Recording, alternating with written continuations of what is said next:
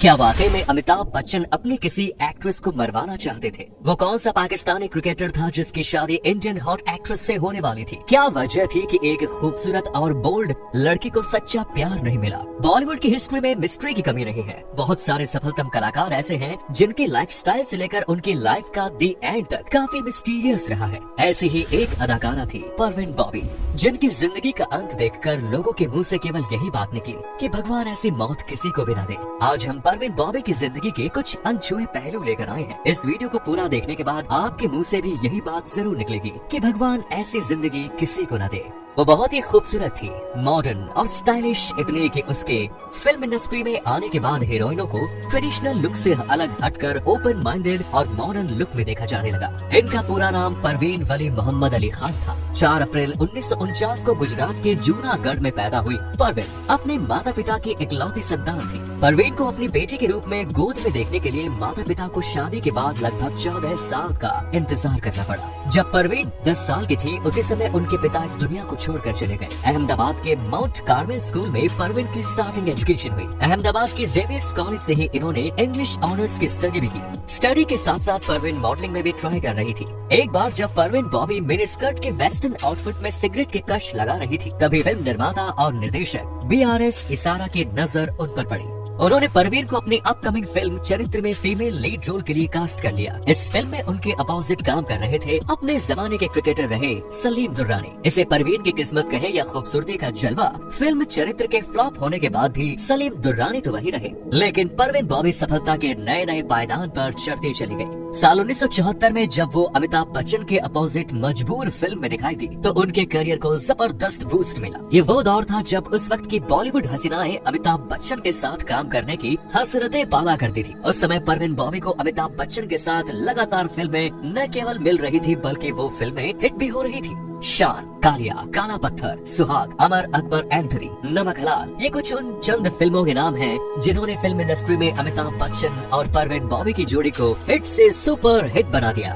लोग तो इन दोनों के बीच अफेयर की भी चर्चा करने लगे। परवीन बॉबी का पहला प्यार एक पाकिस्तानी पायलट था जो पाकिस्तान इंटरनेशनल एयरलाइंस में काम करता था। उसका नाम जमील था और वो परवीन का रिश्तेदार भी था। दरअसल उस समय परवीन बॉबी कॉलेज में पढ़ रही थी। उन्हें जमील से प्यार हुआ और बात दोनों की शादी तक पहुँची। इन दोनों की सगाई भी हो गई थी, लेकिन साल 1971 में जब भारत पाकिस्तान का युद्ध हुआ, तब उस दौर में परवीन की मां ने इस शादी पर एतराज कर दिया और इनकी शादी यही टूट गई। इसके बाद परवीन की लव लाइफ में एंट्री हुई बॉलीवुड के विलेन डैनी डेंजोग्पा की। ये दोनों लव बर्ड्स एक दूसरे के साथ बिना शादी किए हुए 4 साल तक लिव इन रिलेशनशिप में रहे। ये 70 का दशक था। एक बार डैनी ने परवीन के घर में रखा हुआ शंख बजा दिया। शंख की आवाज सुनकर परवीन बुरी तरह से डर गई और उन्होंने कुछ ऐसा रिएक्ट किया जिसे देखकर डैनी के भी होश उड़ गए। वो समझ गए कि परवीन के ब्रेन और एटीट्यूड में कुछ तो गड़बड़ है। खबरों की माने तो इसके बाद डैनी ने परवीन से दूरियां ही बनाना शुरू कर दिया और 4 साल का ये रिलेशन आपसी सहमति से टूट गया। हालांकि इस ब्रेकअप के बाद भी परवीन डैनी के घर जाया करती थी, उनके बेडरूम में VCR देखा करती थी। इसके बाद परवीन की एक फिल्म बुलेट सिनेमा घरों में आई, जिसमें उनके अपोजिट कबीर बेदी ने काम किया। एक साथ काम करने के कारण परवीन और कबीर के बीच भी एक अट्रैक्शन पैदा हुआ।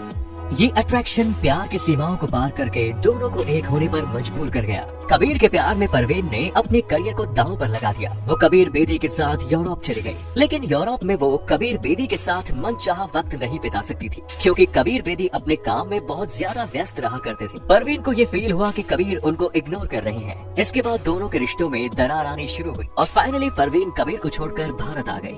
इसके बाद साल 1977 में परवीन की जिंदगी में चौथा प्यार और चौथे आदमी के रूप में महेश भट्ट की एंट्री हुई। इसे कोइंसिडेंस ही कहेंगे। परवीन की जिंदगी में जितने भी लोग आए सभी शादीशुदा थे। उस समय महेश भट्ट एक फिल्म मेकर के तौर पर स्ट्रगल कर रहे थे, सफलता हासिल करने की कोशिश कर रहे थे, लेकिन उस दौर में परवीन बॉबी का करियर अपने पीक पर था। महेश भट्ट ने अपनी पत्नी लॉरेन और पूजा को छोड़कर परवीन बॉबी के साथ उनके घर में रहना शुरू कर दिया। जब महेश भट्ट परवीन के साथ रहने लगे तो उन्हें इस बात का एहसास हो गया कि परवीन की लाइफ नॉर्मल नहीं है, उनके साथ कुछ तो एबनॉर्मल है। साल 1979 में दीवार फिल्म की शूटिंग चल रही थी। इस शूटिंग के दौरान घटी एक घटना के बारे में महेश भट्ट बताते हैं कि अचानक परवीन ने अपने हाथ में चाकू लिया और ये कहना शुरू कर दिया कि यहाँ तो उसे मारने की साजिश चल रही है। ऊपर टंगा हुआ झूमर उसके ऊपर ही गिराने की प्लानिंग है। इसी तरह की बातें करते हुए परवीन ने महेश भट्ट का हाथ पकड़ा और वहाँ से बाहर लेकर चली गई। दिन ब दिन परवीन की तमाम हरकतें बढ़ती जा रही थी। एक बार परवीन बॉबी महेश भट्ट के साथ कार से कहीं जा रही थी। अचानक उन्होंने कार का दरवाजा खोला और ये कहना शुरू कर दिया कि इस कार में बम रखा हुआ है। उनकी इस हरकत से महेश भट्ट भी हैरान रह गए। परवीन बॉबी के मन में ये डर बैठा था कि कोई उन्हें मारना चाहता है। जब डॉक्टर को दिखाया गया तो डॉक्टर ने बताया कि उन्हें सिजोफ्रेनिया नाम की बीमारी है। डॉक्टर उन्हें ठीक करने के लिए इलेक्ट्रिक शॉक देना चाहते थे, लेकिन महेश भट्ट इसके लिए राजी नहीं हुए। परवीन के ठीक होने की संभावनाएं कम होती जा रही थी। इसके बाद महेश भट्ट परवीन बॉबी को लेकर बेंगलुरु चले गए, लेकिन परवीन के डॉक्टर ये चाहते थे कि महेश भट्ट अब उनके आसपास न रहे। डॉक्टर की सलाह पर महेश भट्ट परवीन को उनके घर पर छोड़कर वापस अपनी पत्नी और बच्चे के पास चले गए। एक रात परवीन ने महेश भट्ट के सामने ये ऑप्शन रख दिया कि वो परवीन के डॉक्टर को चुने या फिर उनको। महेश भट्ट के परवीन को बेहतर चाहते थे, इसलिए उन्होंने डिसाइड किया कि अब इस रिश्ते को यहीं खत्म हो जाना चाहिए। उन्होंने आधी रात को परवीन का घर छोड़ दिया, लेकिन परवीन महेश भट्ट को रोकने के लिए आधे अधूरे कपड़ों में ही सड़कों पर दौड़ती हुई घर से बाहर आ गई, लेकिन महेश भट्ट नहीं रुके। परवीन की जिंदगी में ये अकेलेपन का चौथा हमला था।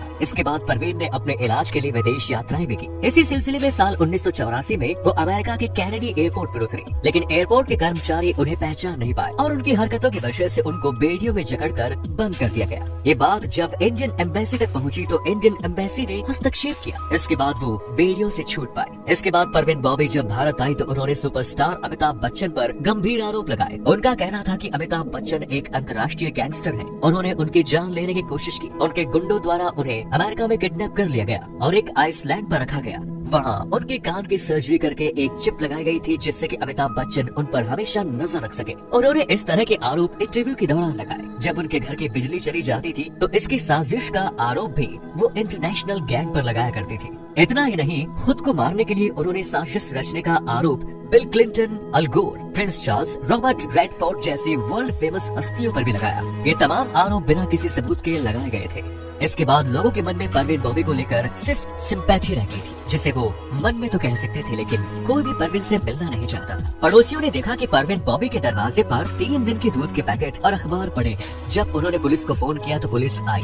दरवाजा तोड़कर अंदर गई तो परवीन बॉबी इस दुनिया को छोड़कर जा चुकी थी। पोस्टमार्टम में परवीन डायबिटिक भी निकली। इसकी वजह से उनके पैरों में गैंग्रीन हो गया था। परवीन जब जिंदा थी तो उनके किसी भी परिवार वाले का अता पता नहीं था। उनके मरने के बाद संपत्ति के कई दावेदार आ गए। संपत्ति के विवाद पर कोर्ट ने जो फैसला दिया उसके अकॉर्डिंग जुहू में 4 बेडरूम वाला फ्लैट, जूनागढ़ की हवेली, जेवर और बैंक में रखे 20 लाख रुपए के फिक्स डिपॉजिट जैसी कुल संपत्ति का 80% हिस्सा महिलाओं की भलाई के लिए ट्रस्ट बनाने में खर्च किया जाएगा। इस ट्रस्ट को चलाने की जिम्मेदारी परवीन के 80 वर्षीय चाचा मुराद खान को दी गई। परिवार वालों को कुछ नहीं मिला। कहते हैं कि परवीन ने अंतिम समय में ईसाई धर्म अपना लिया था और उनकी अंतिम इच्छा थी कि उनका क्रियाकर्म ईसाई मान्यताओं के अनुसार हो, लेकिन उनके परिवार वालों ने मुस्लिम रीति रिवाज के अनुसार परवीन को उनकी मां की कब्र के बगल में ही दफना दिया। तो दोस्तों, ये थी परवीन बॉबी की पूरी कहानी। उम्मीद करते हैं कि आप कुछ नया जानने को मिला होगा। इस वीडियो पर आपकी क्या राय है कमेंट्स में जरूर बताइए। मिलते हैं नेक्स्ट वीडियो में। जय हिंद, जय भारत, वंदे।